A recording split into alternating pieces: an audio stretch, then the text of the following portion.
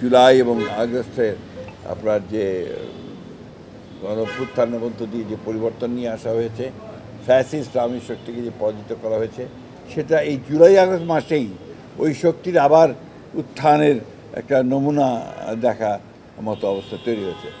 এটার জন্যই উনি সম্ভবত যেটা উনি বলেছেনও যে সমস্ত রাজনৈতিক দলগুলোর যারা ফ্যাসিস্টদের বিরুদ্ধে সংগ্রাম করেছে, লড়াই করেছে, তাদের সঙ্গে তিনি মত বিনিময় করার জন্যই এই সভাটা তিনি ডেকেছিলেন এবং আমরা সেখানে আলোচনা করেছি। আমরা আবার আমাদের পূর্বের যে commitment to cooperate with the এই আপনার সরকারের সঙ্গে আপনার গভর্নমেন্ট যে অন্তর্বর্তীকালীন সরকারের সঙ্গে আপনার তাদের সঙ্গে সহযোগিতা করা, সর্বাত্মক সহযোগিতা করবার জন্য আমরা আলোচনা করেছি এবং একই সঙ্গে নির্বাচন প্রক্রিয়াকে দ্রুত করা, ত্বরান্বিত করা এবং ওনার যে প্রতিশ্রুত যে ফেব্রুয়ারির মাঝামাঝি সময়ে নির্বাচন দেওয়া হবে, সেটা আপনার আমরা মনে করি যে ওনারা যে অতি দ্রুত সেই ব্যবস্থা গ্রহণ করা উচিত।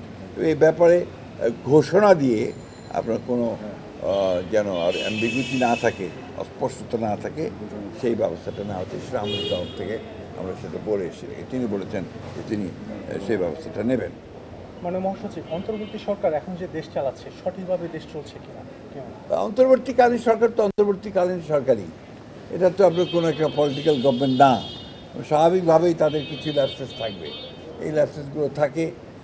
ঘটনা ঘটে বাংলাদেশে যখন আপনার নর্মাল গভর্নমেন্ট থাকে 15 বছর, তো আপনার একটা ইলেক্টেড গভর্নমেন্ট থেকে ফ্যাসিস্ট হয়েছে, তাই না? তখন ল্যাপসেস তো হাজার হাজার গুণে বেশি ছিল, হাজার হাজার কোটি টাকা বাইরে পাচার করে দিয়েছে, সরকার তো কিছু করে নাই।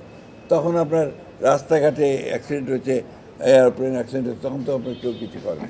সুতরাং অন্তর্বর্তীকালীন সরকারের দুর্বলতাটাকে বড় করে না দেখে তাদের যে আপনার সদিচ্ছা, তাদের প্রক্রিয়া, সেটাকে বড় করে দেখা উচিত। আর সবচেয়ে বড় হচ্ছে যে রাজনৈতিক দল হিসাবে আমরা সবসময় যেটা চাইব যে অতি দ্রুত নির্বাচন করে নির্বাচনের মধ্য দিয়ে একটা রাজনৈতিক সরকার প্রতিষ্ঠা করা। রাজনৈতিক সরকার না থাকলে এই সমস্যাগুলো আরও বৃদ্ধি পায়, সেই জন্য আমরা সেটাই বলেছি।